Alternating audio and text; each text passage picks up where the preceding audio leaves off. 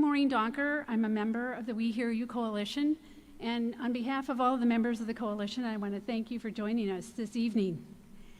In 2014, members from across Midland County came together to talk about our future. And through that work, we developed a vision statement for Midland. Together, forward, bold, an exceptional place where everyone thrives. We also identified 9 priority areas, and we said if we focus on these priority areas, we will definitely meet that vision.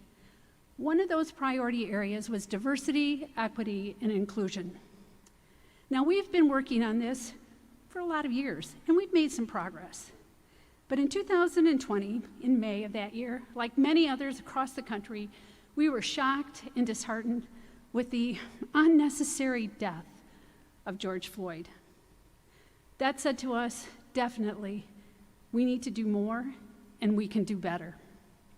So in February, working with SVSU and funded by the Midland Area Community Foundation, we launched a survey that went out into the community, and we asked citizens to share with us their perceptions and their experiences in diversity, equity, and inclusion. And tonight, we're going to share that information with you. And we have lots of information to share. So I'm going to turn it over to Diane Brown-Wilhelm. She is the person who has been spearheading us for that, and she'll give you the process for this evening. So thank you again for being here.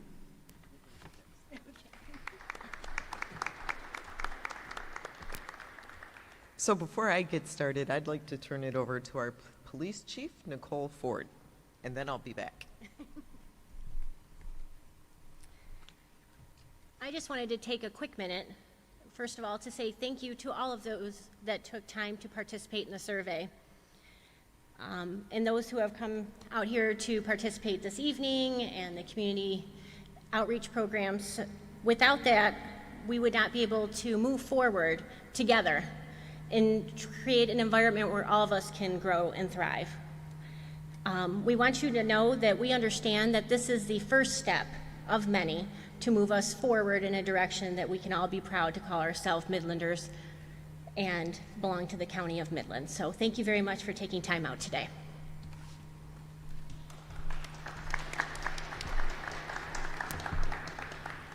All right, hopefully everybody has menti.com up. We're getting close to that. And for our agenda tonight, I'm going to share with you how this is going to flow. We're going to have a diversity, equity, inclusion, and justice framework. So we have to set the framework because there's a lot of data that we're going to be sharing with you as a result of the survey, but we want to make sure that we start on a common ground. There are 6 areas that we're going to cover: demographics, housing, socioeconomics, healthcare, police and criminal justice, government structure and representation. And as we go through each one of those categories, you're going to have an introduction. You're going to see the results from the survey. And then we did have a workshop where we looked at all the data and started brainstorming how we can address some of the gaps and issues that we see. And it's basically proposed, because one of the things that we're going to do after tonight will be to have community discussions to make sure, one, that we understood the data. We said we hear you. We want to make sure we not only hear what's being said, but understand what's being said. Because you can always take action and make change, but if it's not the right change, it's not going to give us the results that we're looking for. And so you will see the obstacles, some of the work that's in progress today, and what has been proposed and discussed that we need to do to move forward. And then we're going to have a community story, so have a surprise guest for you here tonight. I'm trying to think. I think that's everything. One of the things that we will do, if you do have questions, we do have index cards, so you can write those questions down, and then we will be collecting those towards the end. And Tricia, you have the cards? So yes, if there's anybody who would like cards to write your questions down, be sure to let Tricia know. So at this time, I am going to turn it over to Ken and Evelyn.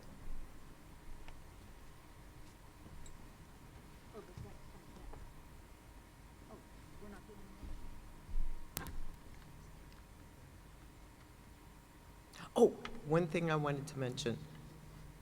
So where are we today? So we rolled this out and we sent out a communication 17 months ago that we were going to do the data collection, action planning, and you'll see we're here tonight with our first community discussion to roll out the results.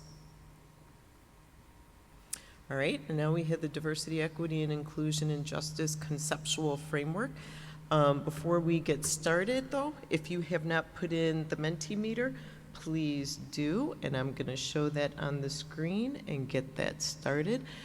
And the question that we're going to ask is, oh, folks have started putting data in. Good, good.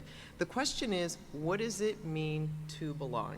And this is a word cloud. So when you see words like accepted, which is larger and bolder, that means we have quite a few people saying acceptance or one of those things as far as what it means to belong. So take a few minutes and think about, what does it mean to belong in our community?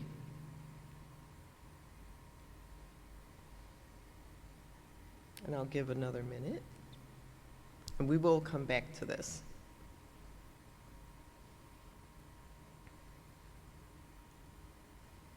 All right, so we see welcomed, included, acceptance, valued,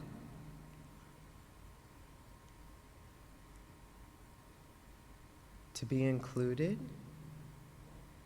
safe, accepted and acceptance, at home, support. So these are all the things that you've identified.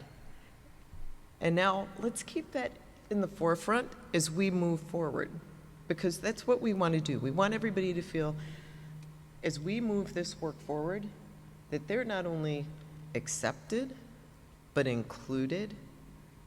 Everybody has a voice, and it'll be heard and listened to. So at this time, I'm going to turn it over to Ken and Evelyn. And you can keep putting that in there, and we'll just keep collecting the data.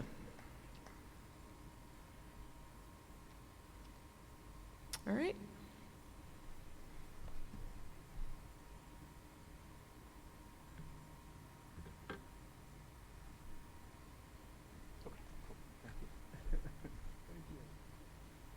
Excellent, thank you, thank you. Wonderful, thank you. This is a great activity to start with.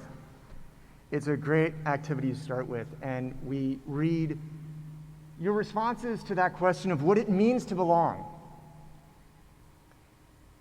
The DEI community survey collected that information as well, and we surveyed over 2,100 people, responded to that very question, what does it mean to belong? And we have the responses from those surveys. I believe Midland is a welcoming and inclusive community where I am respected and supported, valued, and I can enjoy my fullest life without barriers. You can see from the chart the responses.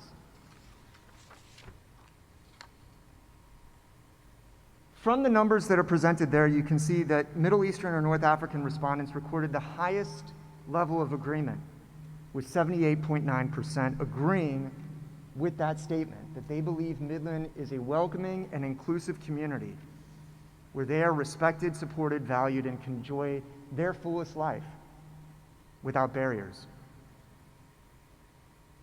Non-Hispanic white respondents agreed at 72.2%, yet conversely, only 43.6% of African Americans, 48.6% of Asian Americans, 41.7% of Hispanics agreed with that statement.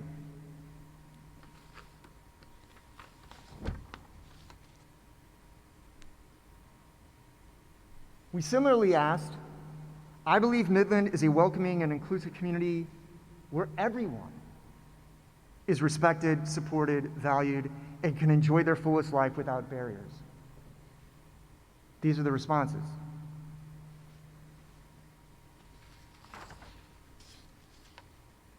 .57% of Middle Eastern and North African respondents, 44.6% of non-Hispanic white respondents indicated yes.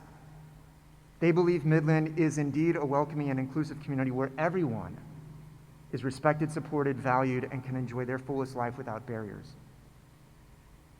Yet 32.9% of African Americans, 32.4% of Asian Americans, and 24.9% of Hispanics similarly responded.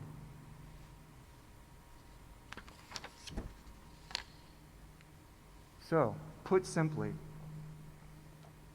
the We Hear You survey results suggest very different experiences, very different perceptions of race and ethnic relations in our community. Survey results suggest very different experiences and perceptions of belonging and inclusion in our community. And so the We Hear You initiative aimed to intentionally identify and focus attention on disparities, inequity, and bias, to inform and direct sustained, ongoing, assessed, and accountable actions for greater inclusion, justice, and equity to reach our community's vision of together, forward, bold, an exceptional place where everyone thrives. It's important to note the We Hear You report is a look at our recent context and is not intended to be comprehensive, static, or definitive. It's not comprehensive in its methodology or approach, and caution must indeed be taken when drawing conclusions from this work. This report aims to provide data in several key areas to encourage larger considerations and understanding of our current context and to help inform our next steps. Therefore, this report repeatedly emphasizes the critical necessity of sustaining this work.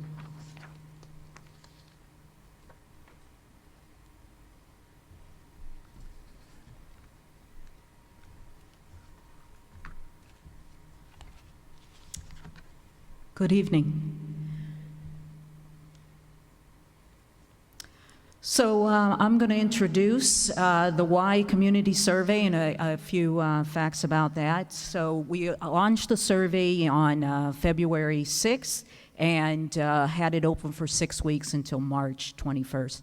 We had almost 22 responses to the survey with a 62% completion rate, which for the number of questions that was on that is an acceptable level of completion rate. There were 89 questions, and these questions allowed for comments, as well as the data that you saw my colleague Ken presenting to you. And we collected it on quantitative and qualitative aspects of our community. The first one we looked at is demographics. So that would look at race and ethnicity, age, and those type of gender, those type of structures. Race and ethnic relations was another part of the survey.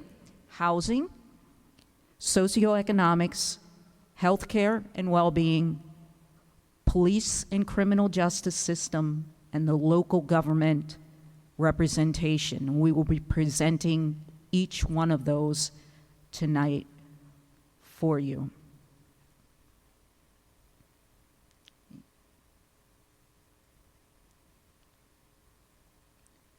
Sorry. I must continually stress, like my colleague has done, that keep in mind that we have to consider that when we're looking at this data, it is not a representative data by any means. And it is also a small survey for many of the people that are included in here, some of our racial and ethnic groups. So of our almost 2,200 respondents, we only had 1,700 that answered the "what is your race" question. So we do have about 80% answering that, but we are limited with what we can look at with that. So keep that in mind as we go through that. Some of these responses are going to be very, very small numbers. So always keep it in mind. Also, as we're looking through these data, we have to keep in mind that this is not a representation of Midland County's population. It draws mostly, as an online survey, drew mostly from higher socioeconomic status, younger individuals, and individuals from within the city limits. We did have a higher racial and ethnic completion rate within our survey. If you look, for example, we have 1.5% of Midland County's population is African American in 2018, but in our survey, 6.7% of our respondents. We must also continually think about, as we were running the survey, that we had the challenges of COVID, and we were unable to get out and do some really good community boots on the ground type of research.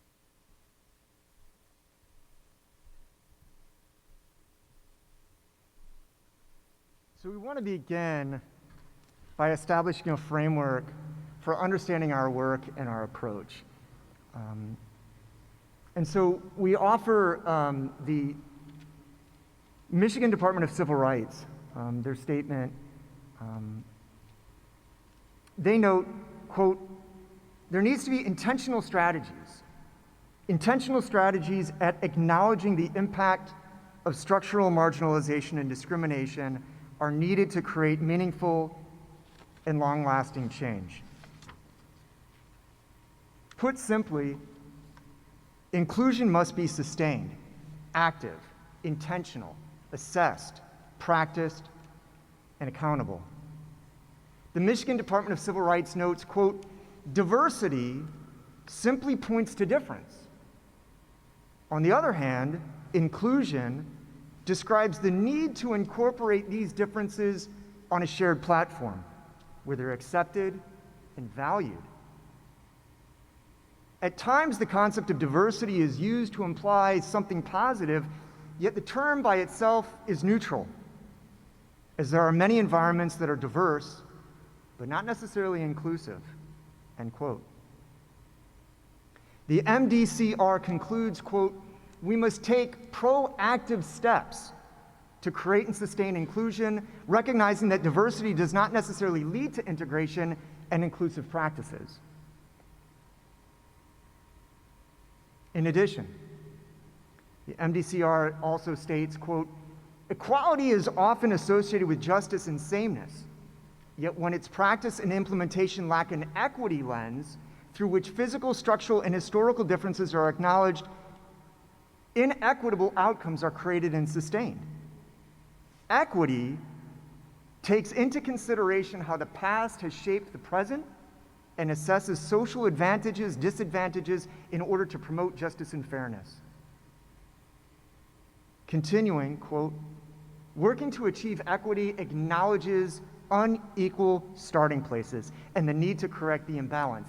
And I suspect that most people have seen this image that reflects this approach.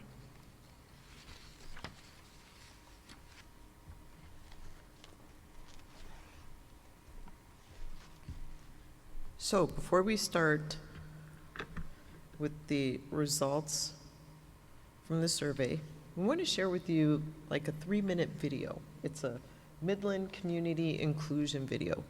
Inclusion Month was back in August, and We Hear You actually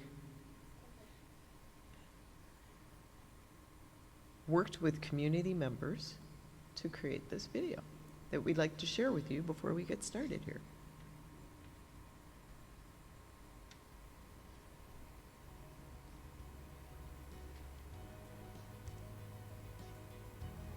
We are Midland's We Hear You Coalition. We stand together in unity. For diversity. For equity. For inclusion. Midland's vision to gather forward bold and exceptional place where everyone thrives. We want everyone to feel accepted, included, and experience a sense of belonging.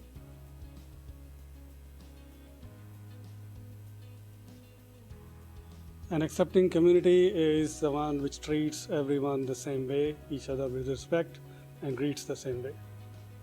An accepting community looks and feels like a place where people of all cultures can come together to worship together, to fellowship together, and just be one and experience life through each other's eyes and just be happy. An accepting community is where the members feel safe and they have mutual respect and empathy for each other. We hear you. We hear you. We hear you. You have the right to be heard.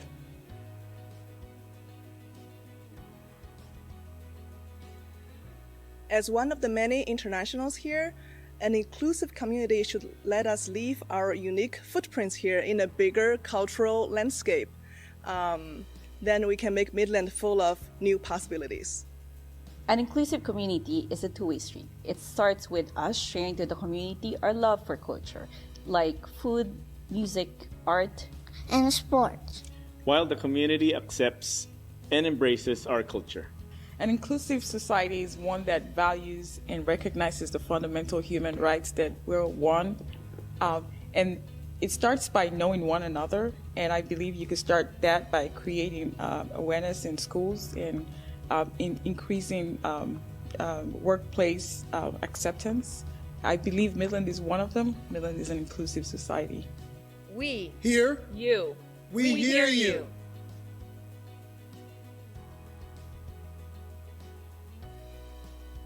I feel one experience of mine to have a sense of belonging in Midland would be to have more Indian cinema, Indian movies coming to NCG cinemas. A sense of belonging means to me if I could tell people that my spouse is a woman. And I would be able to hold my wife's hand in public without fear. We hear you.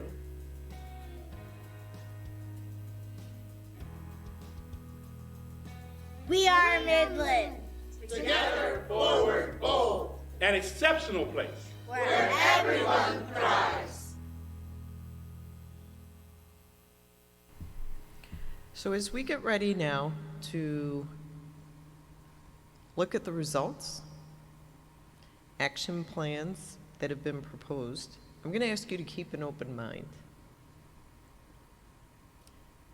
Because everybody's experiences are different. Just because you may not have encountered a specific situation or had a specific experience doesn't mean it's not real. You just haven't encountered it or experienced it, but somebody else has, and it's very real for them. So as we go through these results, I'd like to ask that you keep those things in mind. Everybody's different. Everybody has different experiences. And we ask for the feedback and the data, and that's what we're going to present, is the data. So, Evelyn?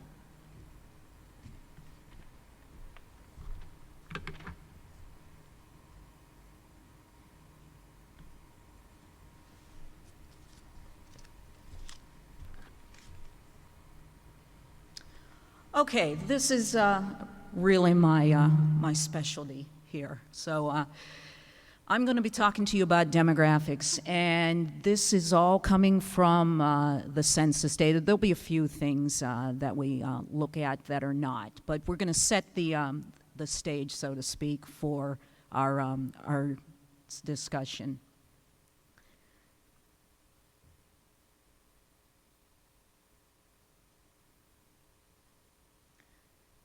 All right. So as we begin, we're going to look at 5 groups. That's going to be the non-Hispanic white. I may just, for time purposes, I may truncate that to white, just to save a little bit on repeating the term over and over again. The African American population, Asian American, Native American, and Hispanic population. And all of this comes from census data. So we have 2 graphics here.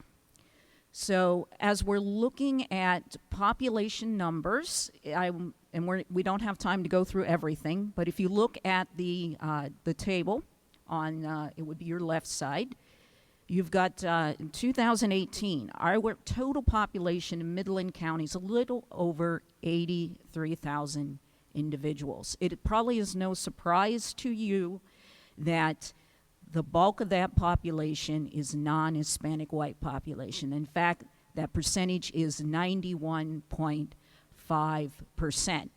But what is interesting about this is that if you look at the column, the middle column there in 2000, and check out the numbers for the non-Hispanic white population, that population has actually declined in the past 18 years for our data here. Census data runs behind actual data, that is the actual year. So as we look at that, all other groups have increased. So what we can say right off the bat is without other groups, minority groups, racial and ethnic minority groups within Midland County, our population would be declining. So if you look now, if you can switch on over to the bar charts of percentage growth. The one on the very left, this is the second figure here. Note that we are growing very, very slowly, less than 1% over 18 years. That's incredibly low growth. And then we see the decline, the actual decline in the non-Hispanic white population. And then the other populations. Now keep in mind that these populations are very small. So a 70% growth in Hispanic population is still not going to be tens of thousands of individuals. But this is important because all the demographers tell us in the next several decades that the non-Hispanic white population will continue to decline. And one of the reasons is the aging of that population, the lack of immigration from Europe, and all of that type of stuff. So we are becoming much more diverse over the past couple decades, and we will continue to do so. The next set of graphics are several maps that show the distribution of populations, of the populations within each of the race ethnic groups within Midland County. So what you're looking at is Midland County. The green on there would be the city limits. And you might say, why are we looking at distribution of population? Well, as most of us know, is that where you live determines often where you go to school, where you shop, where you have access to many, many types of services. So as we look at our one map over there, we will note that, not surprisingly, the non-Hispanic white population, it's indicated in the brown would be very heavy concentration, is located in the townships outside the city limits. There's a more diverse population within, and you can see that the oranger and the yellow-white colors indicate less of the white population. Now keep in mind, we still have 91.5%, so any of those areas are going to show a tremendous amount of white population. Now, if we move to the African American population. Now, as we're looking at this, we are looking, and I should introduce to you, these are at the block group level. We've all heard of census tracts. Census tracts are a little bit bigger, but we are looking at, what you're looking up there is a block group, and that's about 600 to maybe 3,000 people within one of those entities there. And what we're looking at here is an over-concentration, and you can see by the darker colors, they're going to be much lower in numbers if you look at the legend. But African American population being concentrated within the city limits. But what is really remarkable about this map is that there are 65 block groups within Midland County, and 40 of them, there's not one African American individual residing within those blocks. That is not random. And as we look at that, now keep in mind, we have very small numbers of African American population, so keep that in mind as you're looking at that. The next one we're looking at is the distribution of the Asian population. The Asian population, again, you're looking at the darker colors, they're within the green. That indicates that there's a higher concentration of Asian population within the city limits, and then also going out into the suburbs to the northeast. There's a little bit higher concentration, but note the Asian population is more of a concentrated towards the city, and when you get out to the western area, you're not seeing much whatsoever. Always think about, but there's very small numbers in all of these populations. The Native American population is really difficult. The census does give us data for Native American, but if you remember looking back at those tables that I showed you, the estimates are about 300 or so, 400 Native Americans, so it's really, really difficult. All Native Americans could live in one block group, and it would still not be very concentrated whatsoever. So we see not really much in the concentration there.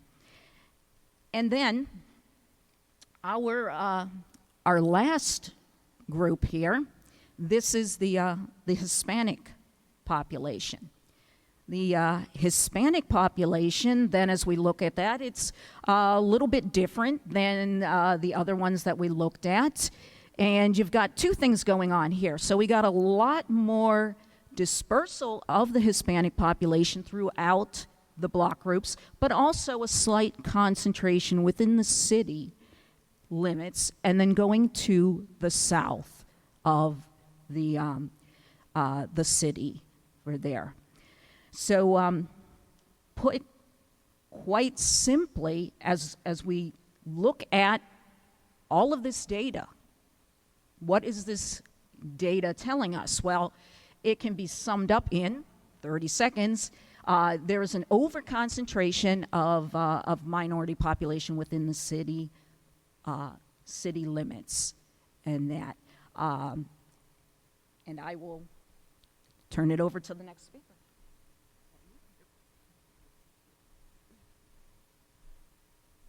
Excellent. Thank you so much. Excellent. So following this discussion about demographics, the We Hear You report also examined housing. And so the housing analysis included, again, census data, examined geographical distribution of racial and ethnic groups within Midland County, housing characteristics, and data related to housing from the We Hear You community survey. As you can see from the slide, according to the census data, the highest median housing values in Midland County in 2018 were found in the northern part of Midland City, in the northeastern suburbs, which includes Larkin Township. The southeastern sector of Midland City had the lowest median housing values. According to census data, several block groups in the southern half of the city has higher percentages of African Americans, Hispanics, and Native Americans than the county as a whole, who likely reside also in rental properties. In other words, median housing values are lower, housing is older, a greater percentage of the housing stock consists of rentals, and single-family detached units are low in block groups in the central and southern parts of Midland City.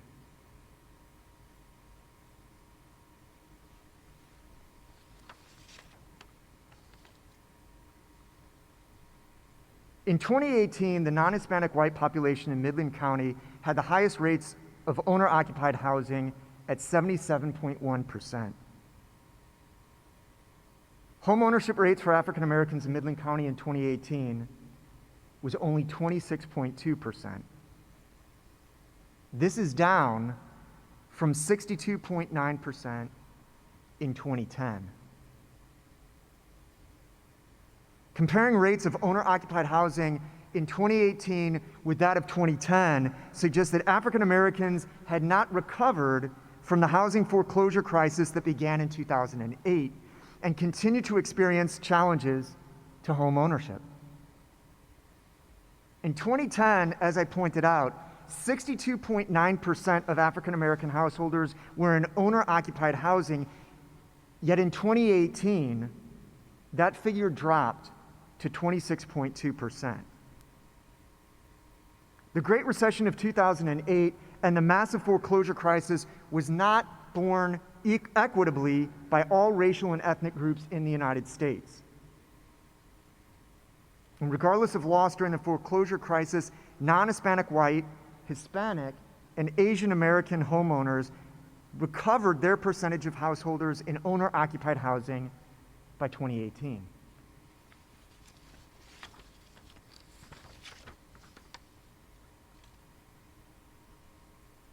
The We Hear You survey data. The We Hear You survey asked respondents, are you currently residing in a dwelling that is owned or rented? According to the We Hear You survey data, non-Hispanic white respondents and those identifying as another race each had home ownership rates exceeding 80%. African American, Asian American, Hispanic, and Middle Eastern or North African and multi-race respondents had home ownership rates below 75%.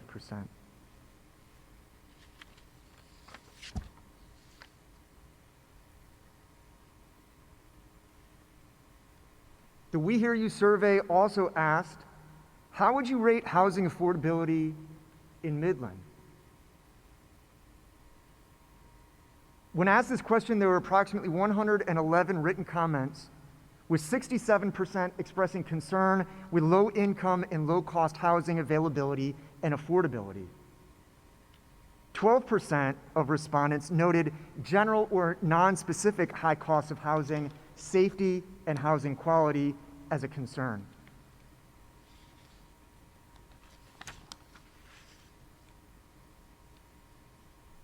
The We Hear You survey question, if I move from my current residence, I'm confident I can rent or purchase housing in Midland that I desire and can afford. 64% of total respondents were confident or mostly confident they can rent or purchase housing in Midland they desire and can afford. Approximately 33% were somewhat or not confident.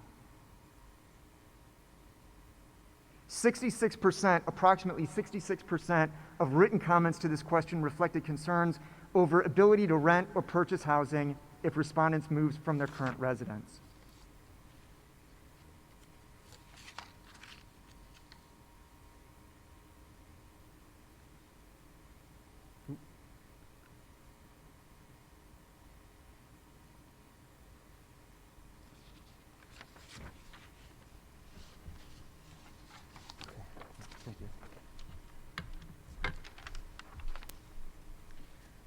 Hi, I'm Sharon Mortensen from Midland Area Community Foundation, and I'm here to give some feedback from the workshop that we had around the question of housing.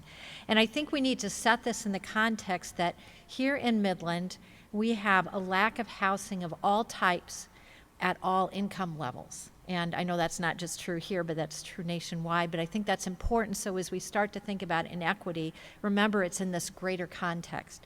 So the obstacles, and at the workshop we talked about obstacles, existing work, and additional work needed. And again, we know this is the very beginning of a conversation that we need to continue to have in this community, and we need to pull more voices in. But obstacles, and I'm going to repeat it again, we have a lack of housing of all types for all income levels. And we also have a lack of housing choice or housing diversity. We primarily have single-family homes in this community, which is not what we need in terms of all of the needs for our residents here. We do have zoning challenges. They're restricted with limited multifamily and mixed-use zoning in the cities. We know that flippers and builders have pushed the market upward.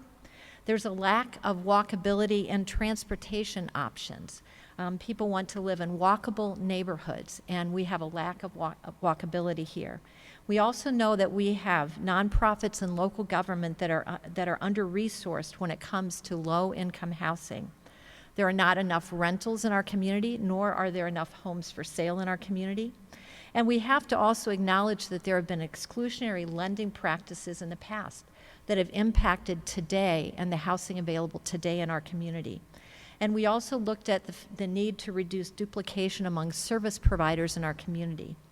In terms of existing work, there is a lot of great work underway in our community. We have a number of housing agencies, including Affordable Housing Alliance, Habitat for Humanity, Home to Stay, Mid-Michigan Community Action Agency. We have fair housing analysis work done through Legal Services of Eastern Michigan. I know their work's been a little bit waylaid because of COVID and the ability to do some of the fair housing testing that they like to do in our community. We have the Midland County local planning body, used to be called Continuum of Care, that brings affordable housing agencies together to work on issues. We also have the Midland County Housing Task Force. That's really a multi-sector group that includes lenders, developers, builders, nonprofit housing organizations, governmental units, philanthropy, and others working on this. We also have the Midland City Housing Commission that works on these issues. So there's a lot of additional work needed, and we know that. And any of you that have read articles about what's happening here in our community and around the country know that there is a lot of work to be done. We need, again, more housing in general in all categories.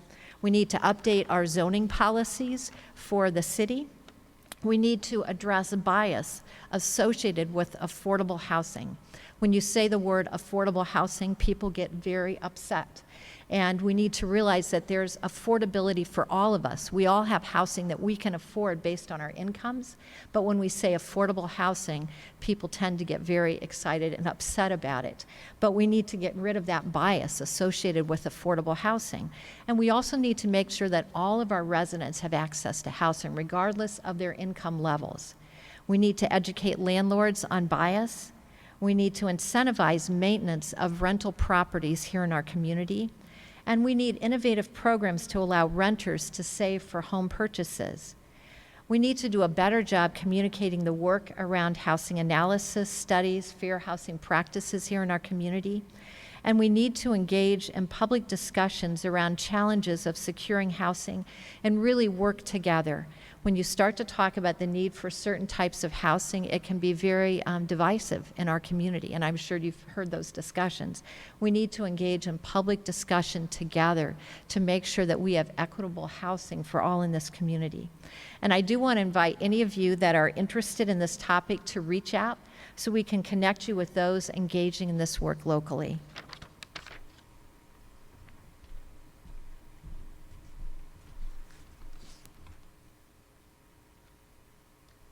Next topic is socioeconomics. Right, so we are going to look a little bit more at some census data and compare that with our Y respondents. So the left-hand side, the bar chart over there, I want to focus on. This is median household income for four racial ethnic groups. Native American is not in this one because the data was not available for 2018 through the census. So we're going to deal with those four. As we look there, so you're looking at the orange bar charts there on the right of the bar chart, and the Asian population median household income little over 100,000. Non-Hispanic white, little under 60,000. Hispanic, little over 50,000. And then if we look at The African American population, just a little, 26,000 in that, so not very, almost half of, less than half of what we see for the non-Hispanic white population. But what is disturbing about this graphic is if you look, the African American population actually had less median income in 2018 than in 2010. Also, if you look at the Hispanic, there was a slight decline in their median household income. Conversely, a great increase in Asian median household income and a slight increase in non-Hispanic white. So what does this entail? Well, it probably entails what it entails, what it signifies from the rest of the country. Certain individuals have not recovered from the Great Recession. Let's take a look at the right side of the slide. What this shows us is our Y respondents, and I'm going to focus on the 150,000 plus income group. 25% of our respondents were from that income group. Compare that with Midland County, only 15%. Okay, so keep that in mind as we go through, because we'll see a couple graphics of the economic questions. The next bar chart shows us percentage of population in poverty. And not surprisingly here, now we have some data on Native American population. And we see that very, very high rates of poverty of both the African American and Asian population in not only 2010, but they got worse by 2018. Again, these individuals bore the brunt of the Great Recession. It's not saying it didn't affect others. It's just saying that it was a disproportional effect.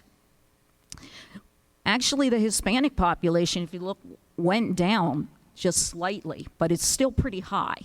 And that, if we look at the Asian and the non-Hispanic white, much lower. Now, if you look at the next area over, the right-hand side of the slide, what we have to keep in mind is that census data poverty line is very, very low. We have something called ALICE, and that's an income that you would need for, these individuals would be working poor individuals. And if you can see here, the African American population, 62% falls in that category. For the white population, 35%. So basically, low incomes, there's a lot of struggling people of all races and ethnicities in Midland. So very quickly, let me go through these two slides here. And the question, has Midland provided enough economic opportunities and resources to meet your full earning potential? And non-Hispanic white and Asians pretty much agree with that, at least 2/3 of them. That's not quite the case for our African American or Hispanic population. It's closer to 50%. Again, these are perceptions.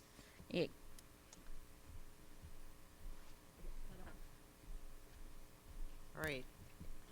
And we have Perry Holman, who's going to go through the actions, and he was not able to be with us this evening. He had a conflict, and we are going to play his video. And you know, when you think about the working poor are the people that on a day-to-day basis, week-to-week basis, they're making decisions on, do I go buy food or do I pay my utilities? Do I put gas in my car or do I do something else? And that's right here in our community.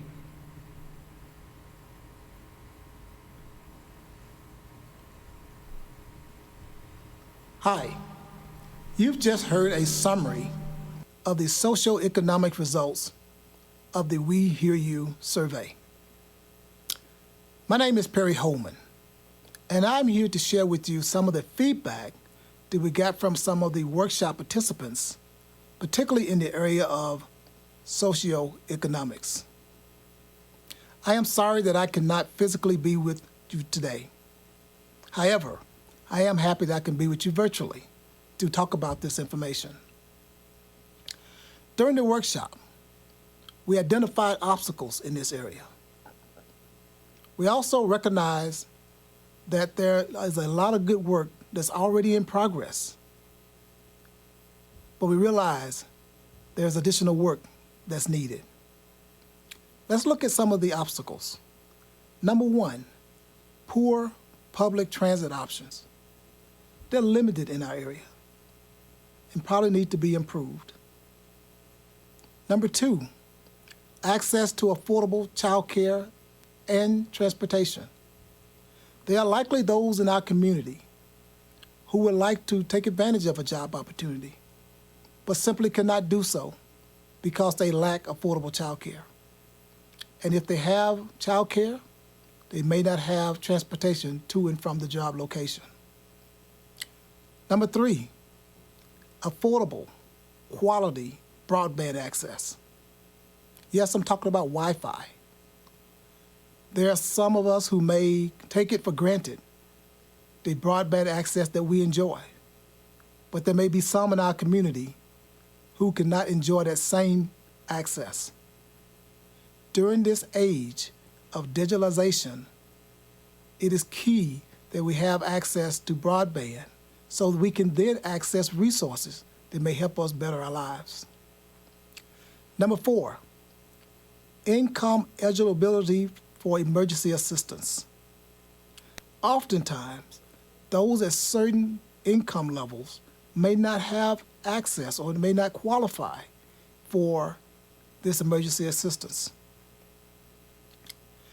Education is key to providing a livable wage job.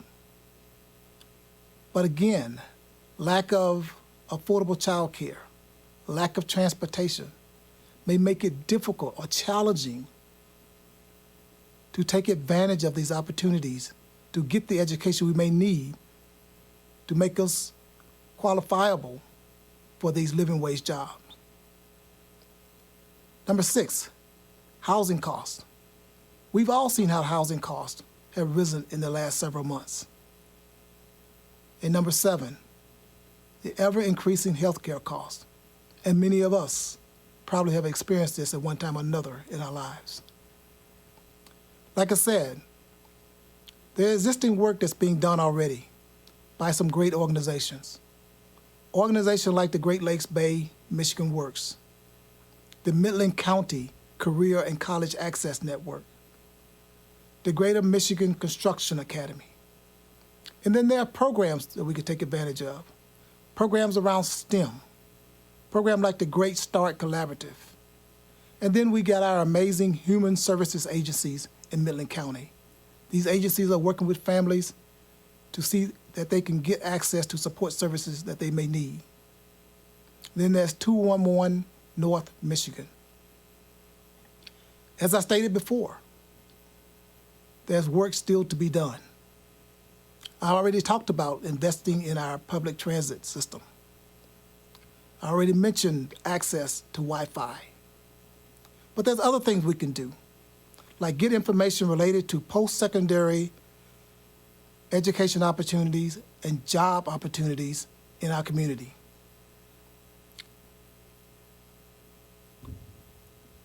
Give apprenticeships, internships, and mentoring programs to those in our community, especially around minorities and people with disabilities. And we can develop strategies to connect people and groups to services they may need to help them overcome some of these obstacles. We could also post all educational opportunities on 211 to allow our community to have one place where they can go to get information. And then lastly, financial planning. and investment opportunity for retirement. Again, these are challenges, the existing work and works that's still needed when it comes to socioeconomics in our area. Thank you for listening to me, and may you enjoy the rest of the presentation.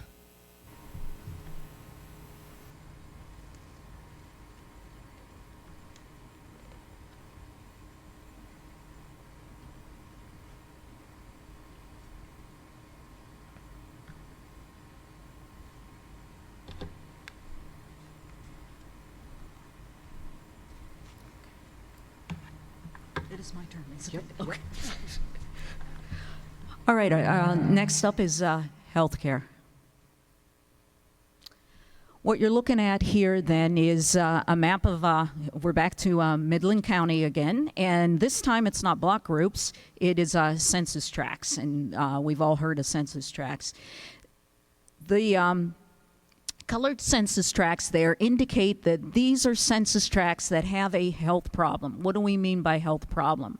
They either have low life expectancy, they are a food desert.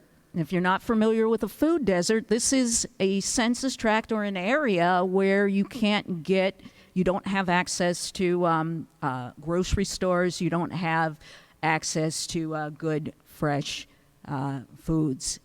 Or they are areas that lack primary care physicians or don't have as many to the rate of population there.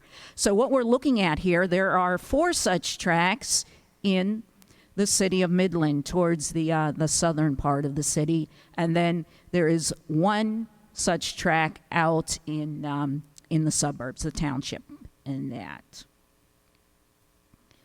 The next slide that you're looking at, we are looking at healthcare coverage. This is census data again. Healthcare coverage by 5 racial ethnic groups.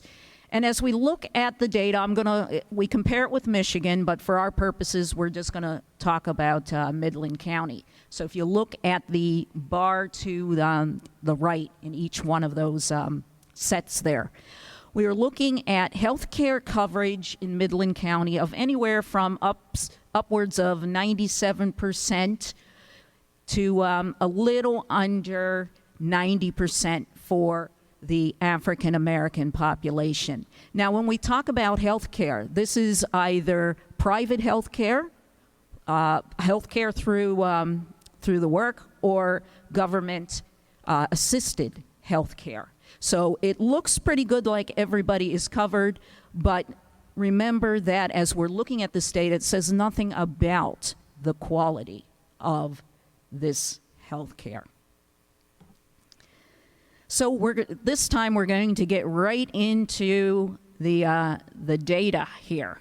So we've got a couple of questions that we asked our respondents about their experiences with healthcare. So this first one is, can you easily access healthcare facilities? So can you get to them? And the majority of our respondents said yes, we can get to those. 92% said that. But this does vary quite a bit.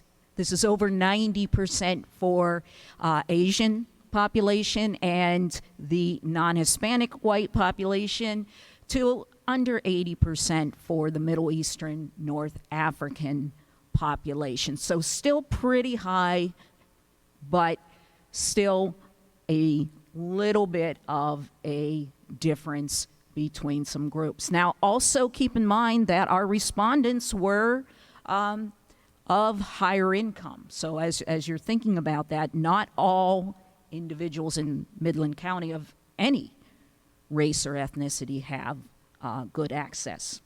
Think of those census tracts that I showed you. The next question is a little bit different question.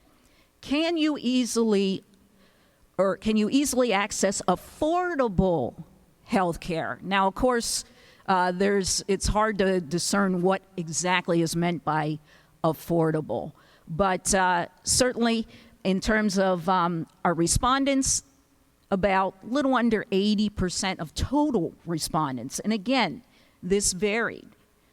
Non-Hispanic whites said, yeah, it's affordable health care there's certainly some issues, but it's pretty affordable, or access to it.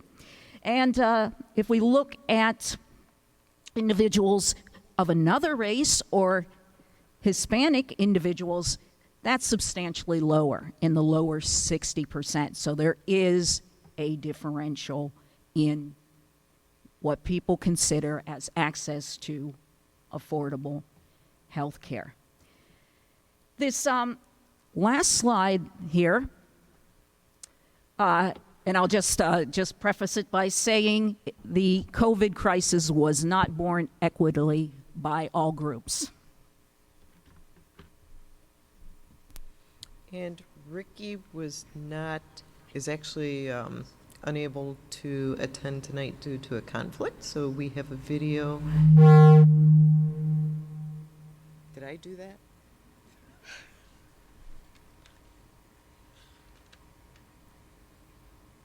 Midland, Michigan. I'll be going over the healthcare workshop proposed action plan, and we'll go over the obstacles, the existing work, and the additional work that's needed. Some of the obstacles that they came across and they all agreed on, that we have a lack of insurance here in the community to address those types of things. Another obstacle was transportation, to be able to get back and forth to their healthcare appointments.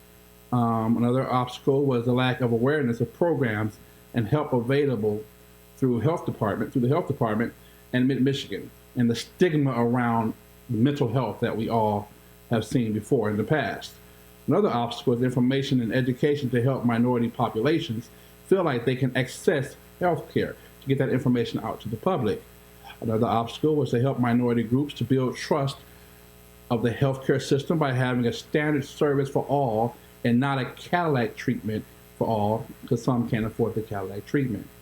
Not enough providers in our current area to bring more access here, and ever-increasing healthcare costs, which I think we all have experienced, the rising cost of health care. Some of the existing work that's going on currently that the workshop came up with was working to increase access via virtual care options, telemedicine and things of that nature, that there are mobile services in our area, that they're working on those types of services. A county broadband effort, which is awesome, to be able to give internet access to those who don't have it, to be able to reach and do some appointments like that. The My Hope portal and the 211 are available to assist with finding affordable medical and mental health services, which is awesome. That's one thing that I didn't even know existed at that time. Messiah Lutheran is working on affordable clinic with the Mid-Michigan Hospital. So that's awesome. Also, Mid-Michigan screens for social detriments of health and asks 211 to connect with vulnerable people. Another asset, kind of putting those two things together that we saw up there with 211 earlier. And the Wellbeing Coalition is also an existing work that we found that was in place that is getting worked on now. Also, from the healthcare, the workshop proposed action plan came up with additional work that's needed. And some of these things include educating our community about resources around available for federal and qualified healthcare center and things of that nature. Providing bias training for our health system is some work that's needed, and I know that Mid-Michigan Hospital is very big on getting that type of training going, and so that's another thing that's needed in our community. Representation matters, and people want to seek providers who look like them and recruit diverse candidates to their work field. So that's something that's, the workshop came up and they agreed that that's very vital, that people have resources and people who look like them to give them health care. There's a trust level there. We must have diverse demographics, and we also have to ensure we have clear standards around equity and inclusive practices among all populations and people. Demographics are very important, to have that equity and inclusiveness, right? The practice among all people. And we need to work with the legislature. Yeah, that needs to happen. Some things need to be happening with the city, with the council, with the state, with the federal government to get some things in place for our local area. We need to fight for this area concerning health care. Knowledge of programs available for needed assistance. We need to get the word out about what's going on in the community and the programs that are available. We have a lot of great opportunities for people to get healthcare help in these areas, but sometimes the information is just not disseminated where it needs to be. Creating health equity as defined by the Robert Wood Foundation. Creating health equity. This is something that we want to make sure that all of our citizens can have equal opportunity to be able to get this type of service. So these are some of the things that the healthcare workshop came up with as an action plan, and we're going to be working more with the community as we move forward to add to these things, tweak these things, and we hope with your assistance and your going over our presentation that we can look for future dates to be able to have your assistance. I thank you so much. My name is Ricky Fields. I appreciate your time, and you guys have a wonderful rest of the presentation.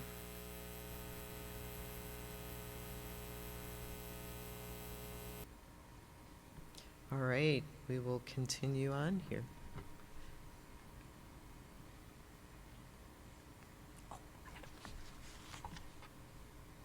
I keep forgetting to put it. There we go.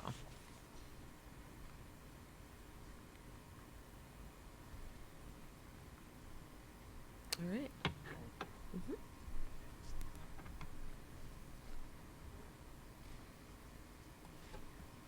Data presented in this section on policing and criminal justice comes from the FBI and examines the percentage of violent crimes disaggregated by race for both offender and victim and from the 2014 to 2019 timeframe.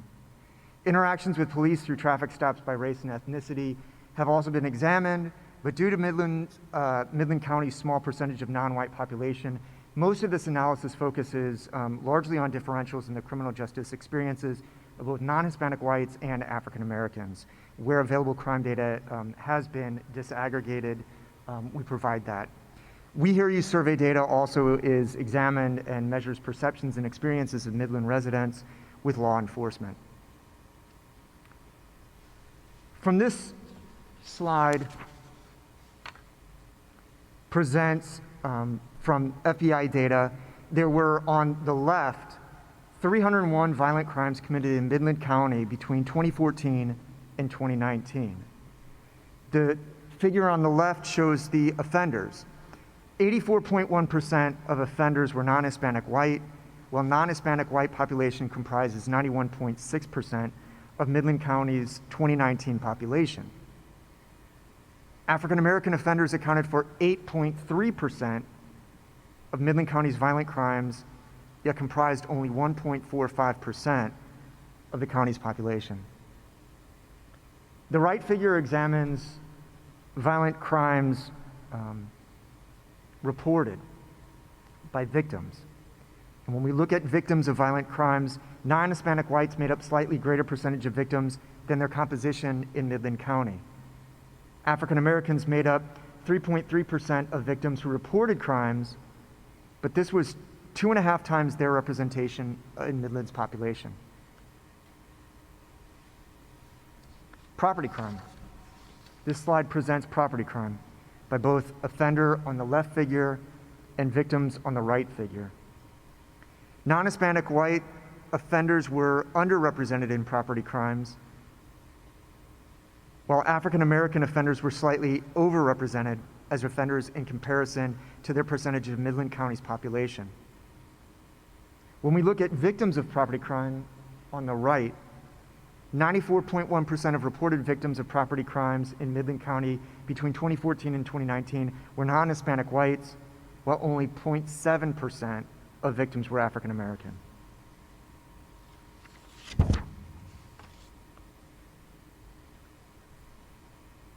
This slide looks at traffic stops.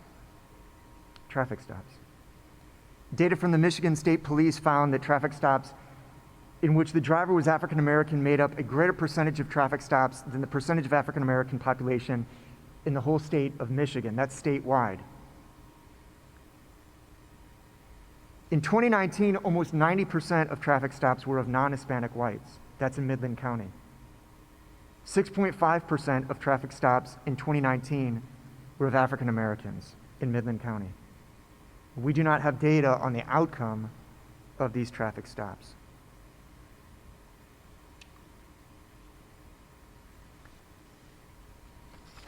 From the Y survey, we asked general perceptions of police.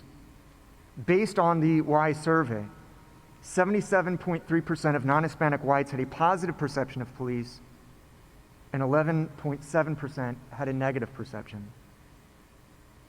48.9%, less than 50% of African American respondents had positive perceptions of police, while 32.2% had negative perceptions of the police.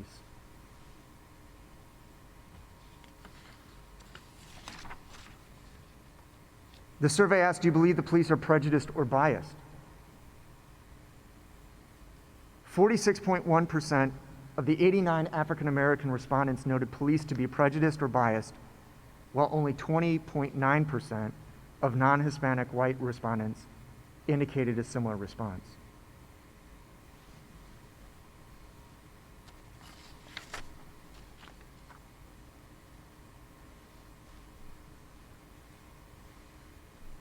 We also asked respondents, if you interacted with the police in the past 5 years, were you treated respectfully, equitably, and fairly? Over 80% of non-Hispanic white respondents indicated they were treated respectfully, equitably, fairly by Midland Police, with 83% for Midland City and 81% for Midland County. 60% of African American respondents answered that they were treated respectfully, equitably, fairly by Midland City Police, and 48.6% for Midland County.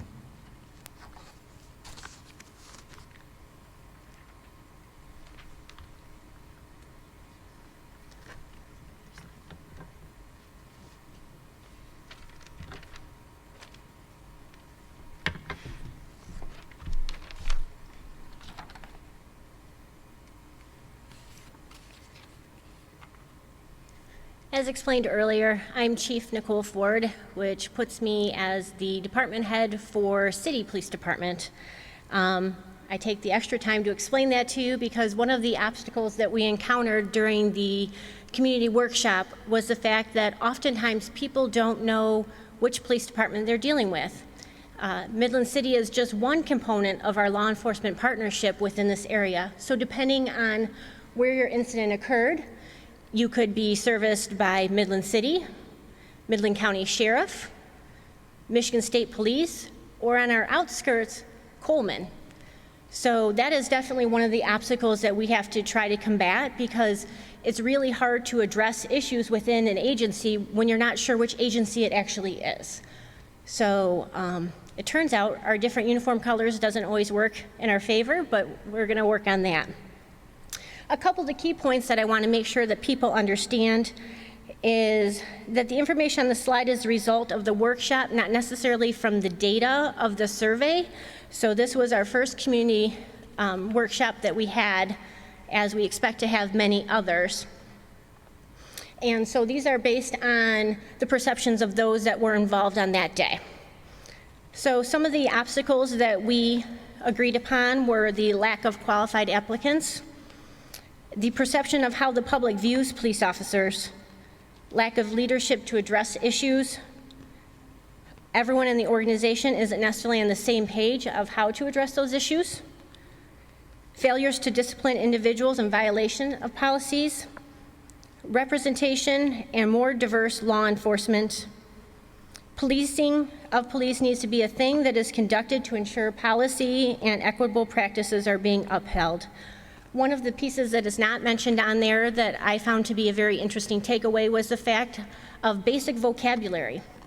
We learned that we, as the police, speak very differently than the average citizen. We use jargon and acronyms and elements of crime, and as citizens, you don't necessarily know that. So that's one of the areas that we as a profession have failed. We do have some really good existing work currently occurring.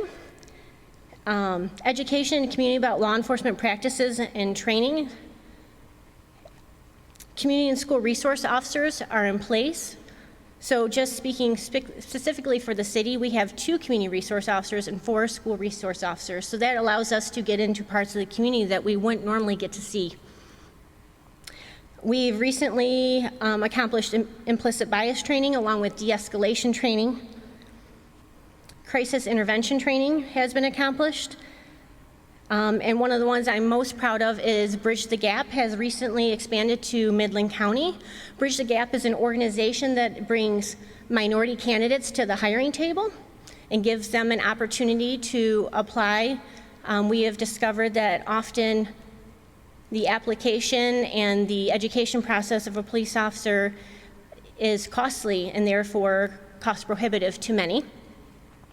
Bridge the Gap also gives us a reach back into communities, not only in Midland County, but also to our neighboring partners in the Bay region area. We have existing partnerships with organizations like Shelter House and CMH and 211.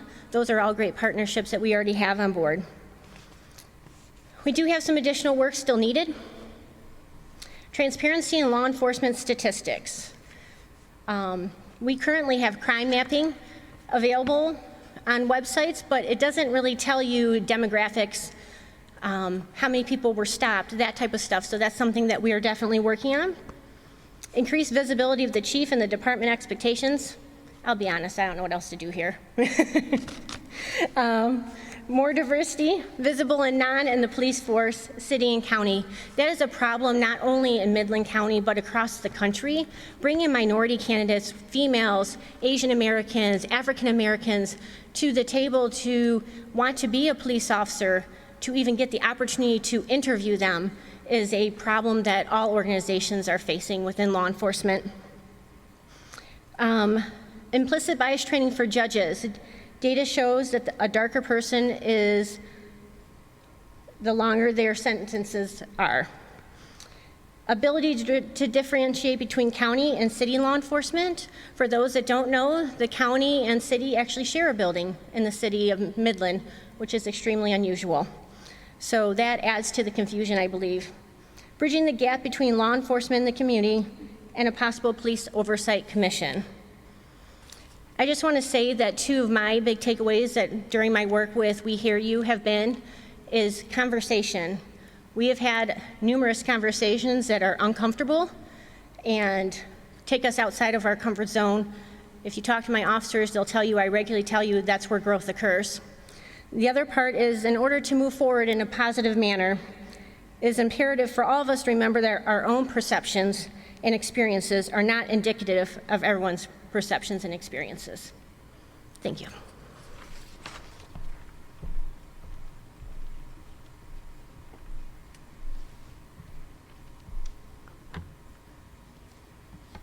This next section examines government structure and representation, and examines racial and ethnic representation in positions bearing responsibility and leadership in Midland County. We also include analysis from the We Hear You survey that offers perceptions on Midland government's role in racial and ethnic relations. From the chart here, based on data that was provided, we can see that outside of Midland City, all elected officials are non-Hispanic white.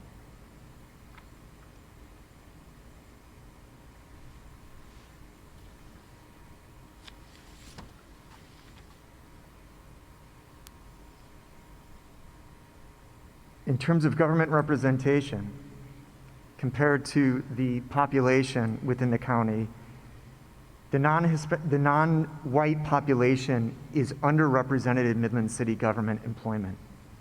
Non-whites comprise 6.4% of Midland City. They're over 18 population in 2019, but only 2.3% of government positions. It should be pointed out that only 7 full-time positions in city government are held by non-whites. Looking at these two figures, the largest segment of employment for non-Hispanic whites is in the financial, administration, or general control. These are some of the highest paid jobs in city government, some of the safest in comparison, say, to law enforcement and fire protection. And as previously noted, there are only 7 city government workers who are non-white. 57.1%, or 4 of these positions, were in law enforcement.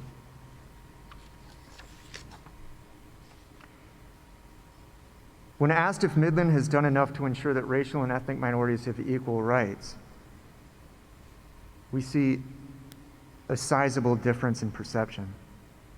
African American respondents strongly agreed or agreed 27.7% of African American respondents strongly agreed or agreed compared to 63.16% of Middle Eastern and North African respondents and 38.5% for non-Hispanic white respondents. When asked if addressing racial and ethnic equality is a responsibility of the local Midland government, this is an interesting slide. When asked, 65% of total survey respondents strongly agreed or agreed that addressing racial and ethnic equality is a responsibility of Midland government.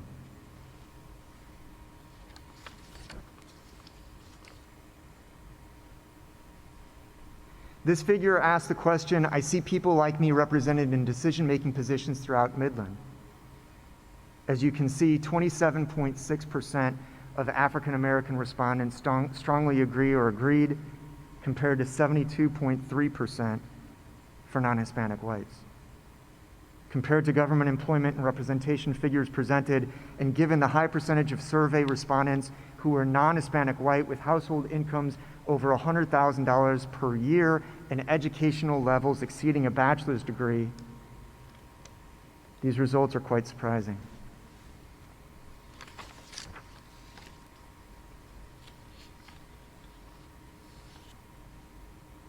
In conclusion, racial and ethnic minorities are underrepresented in Midland County and Midland Township's political structure. For City of Midland government employment, minorities are also underrepresented in comparison to the percentage of the city population. It should also be pointed out again that 65% of We Hear You survey respondents strongly agreed or agreed that addressing racial and ethnic equality is a responsibility of the Midland government.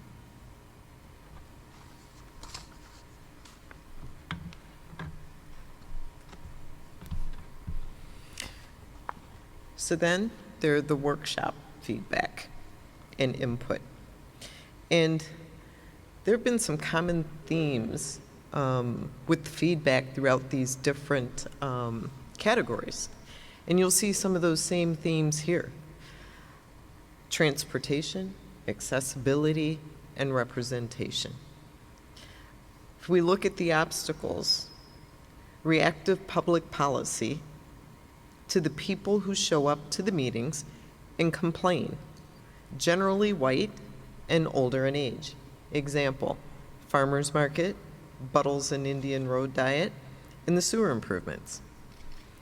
Time and transportation barriers make it difficult for Alice and underserved citizens to have the luxury of being able to participate. Again, there's that word, transportation, and probably need childcare too. Access, ability to vote. Some think public office is for the elite. Again, access. Then if we look at the existing work, there's a lot going on and a lot of opportunity to learn and grow. We have Citizens Academy. We have Midland Leadership, and that's right here locally. We have the Henry Marsh Institute for Public Policy, which teaches people how to run for office. And then we have businesses and nonprofit efforts engaging the public in local decisions and dialogue. And as with every other category, there were also additional work identified that's needed in our community. Increasing racial and ethnic and age diversity on city and county boards and commissions. Ties back to representation. Increase minorities in all areas of government. Nonpartisan county officials. Implicit bias training for city and county staff, elected officials, and appointed officials on boards, commissions, and city council. Some positions don't have to limit people to living here in Midland on a daily basis, and include DEI questions and interviews. Help to develop level of understanding and indicates the importance to the organization. So again, there's some consistencies throughout each of these categories. So you ask what's next. We've now gone through all the categories. We've given you the background. We've seen the results from survey participants, and we've looked at feedback for proposed actions, including the obstacles and the work that is already in place. So next, we're going to take more of this now to the community. When we say the community, we'll be focused on, did we really understand the data? We said we hear you, but do we really understand, and have we gotten it right? And then secondly, for the items that we've proposed, the feedback that came out of the first workshop, are those realistically going to address some of the issues, gaps, and concerns in our community? And we will welcome feedback and additional actions. So stay tuned. You'll start seeing those dates and times for those community discussions. One of the things that we wanted to do tonight is to leave on a positive note, because that was a lot of data and that was a lot of information, and it's going to take time for all of that to soak in. And it won't be long before not only this presentation is online, City, County, Midland Area Community Foundation websites, but the full report, which is 182 pages. And yep, some of us read every last one of those pages. But leaving on a positive note would be walking out of here thinking about, how can I help? What are some of the things I can do? We can always sit back and do nothing, and nothing changes. But what I'd like to do is introduce you to a friend of mine that I've known for 35 years, who I think is a great example of, one, not only moving out of your comfort zone, but opening not only his heart, his life, but his home to make a difference to another community member. I'd like to introduce friend Don Perry.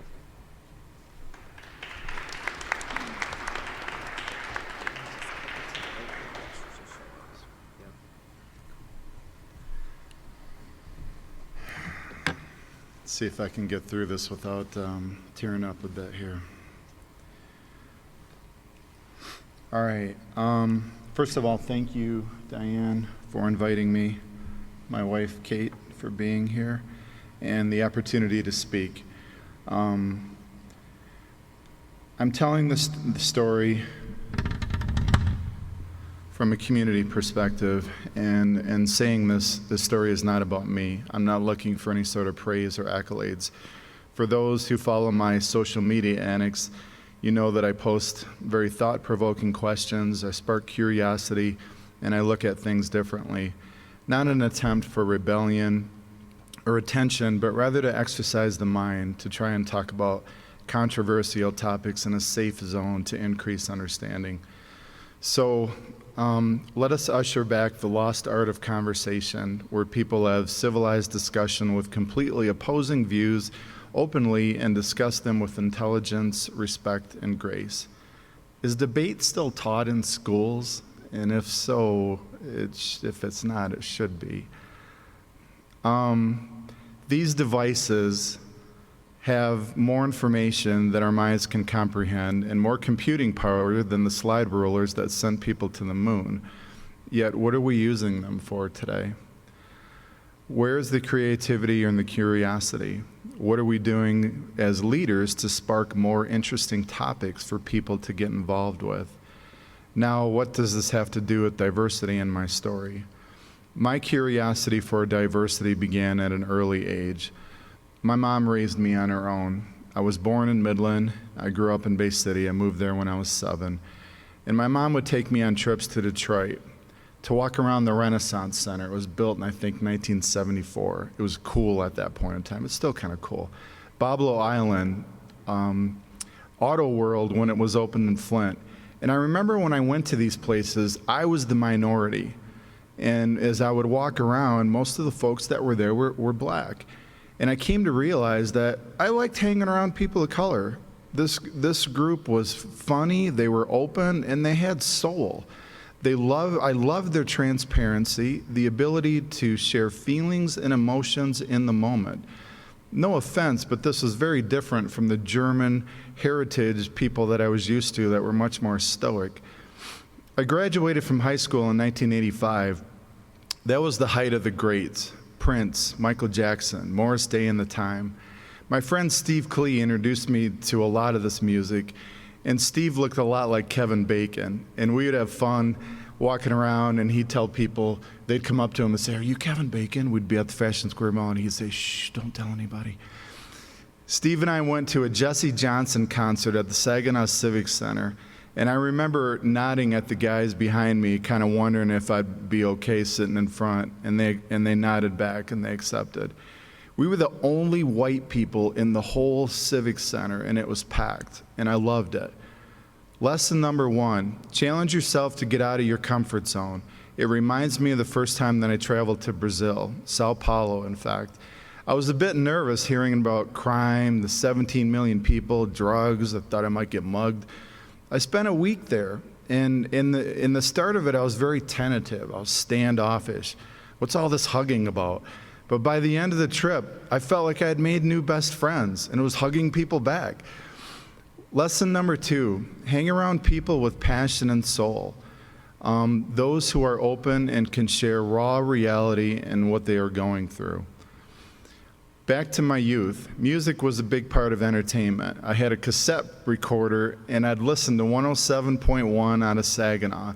Mr. Dante Toussaint would play soul, R&B, and jazz, and God, I loved it.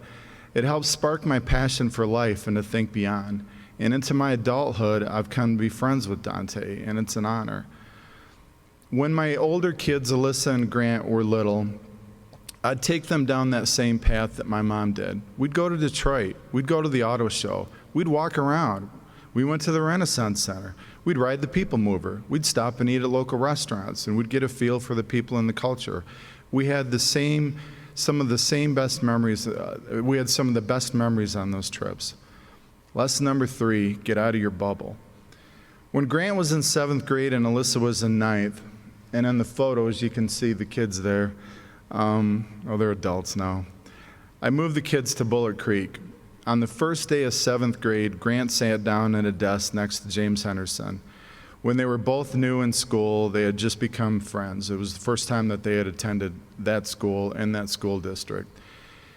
James started coming over and hanging around at the house. I liked James. He liked to play football, and he was on track.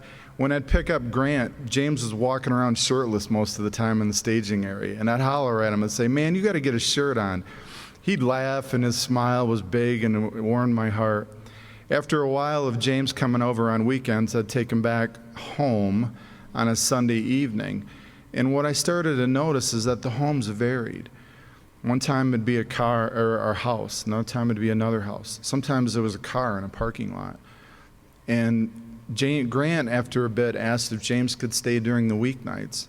I wanted to talk this over with James' parents, and that's when I started to get a feel for the rest of the story.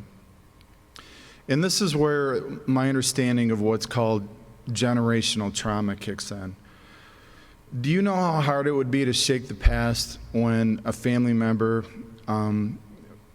was raised by pimps on Dort Highway, when your parent just up and left one day, when an uncle was shot and bled on the streets while people just walked by?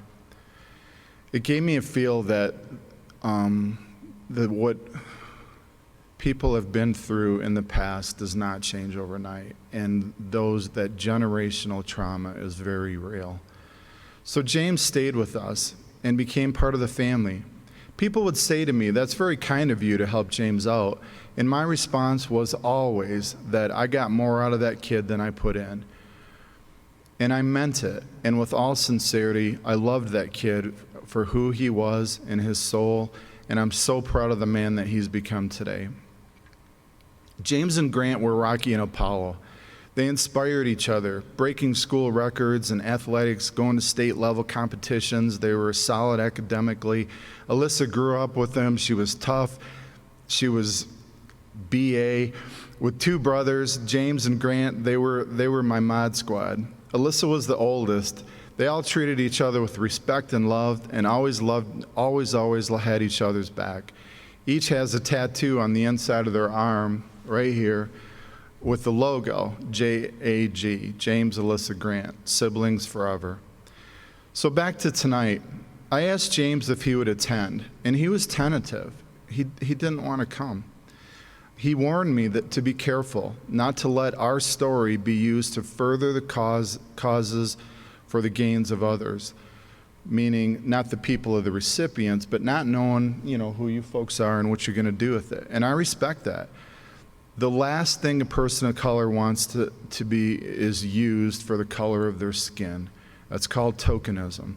And I 100% respect that. So asking a person of color what a community can do to encourage more diversity is kind of a touchy thing. Beyond sharing the story, James said that Midland is a rich, wealthy, white community. Great to be raised in, great to retire, but in between it's tough. To welcome a diverse community or to people in general, you need to have something that attracts them. But you need them there to help you to do that, make sure it's done right. So one of the ideas, the marketer in me, is maybe we should do some marketing campaigns to try to target that target audience. Maybe we should have a little more entertainment that people would want to come to. I don't know. James said to me, what you did for me was not out of diversity. What you did was out of kindness of your heart. You saw a kid struggling, and you offered to help. Don't allow others to use you because of your story. And I don't feel that I am. And the main reason is because of Diane and the respect that I have for her. I'm here and because I trust her. What I would advise is talk to people, real people. I think that's where you're going with the next step, not just the committees. I wrote in here, ask Ricky Fields, because he was the barber at the Black Barbershop. That's how I got to know Terry. And I'd go into the barbershop every couple weeks, and James and Grant were there, and we were accepted. I got my hair cut there. What is talked about at the barbershop stays at the barbershop, and there's loyalty and trust in that place, and Ricky is a good person to guide you.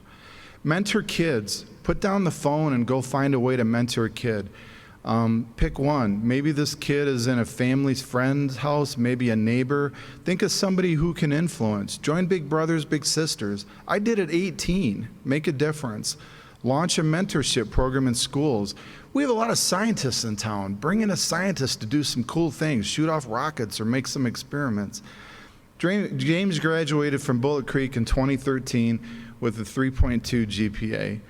I want to specifically call out counselors Jennifer Brown for the awesome work that she did in connecting with colleges and all the financial stuff and behind the scenes. Track coaches Jerry Cans and John Greasy, who were their track coaches and life coaches as well. These are good people. James was recruited by Michigan Tech and picked up his bachelor's in psychology and a master's in human factors, which is a form of ergonomic engineering. He's married now and lives down in Royal Oak. His academic achievements are just one piece of his story. James is the first person in his family to go to college and get a degree. And you know how hard that is? Because when you have family members saying things like, you're better than us because you're in college and you're getting all these, stuff like this. I mean, they still love him, but it's hard. It's extremely hard. It's also hard to stay in school when you have a sibling that's having some hard times, and it's very tempting to leave school to come back and help. We had some very deep discussions around that, and my advice was stay in school because you're going to be able to help them more when you're out. Anyways, James and Maddie were married in August in this past year, and it was amazing. Young and old, black and white, different economic statuses. Kate and I were there and dancing to September on the floor, all coming together to celebrate this joyous event. So I look at the clips on that, and it just was the coolest thing ever. I met James for breakfast recently, and he said, I find myself using Don quotes all the time for my younger brother. I sound just like Don. So I don't know if I have a point to this. It's just kind of an example, if you will, of going out of your comfort zone. If you see somebody that needs help, reach out. You know, who knows what could happen and the influence that you could have. And try to mentor kids in the community. And be open. People are scared, right? And you know, do your best to be welcoming and to try to outreach within the community. So thank you for letting me tell the story.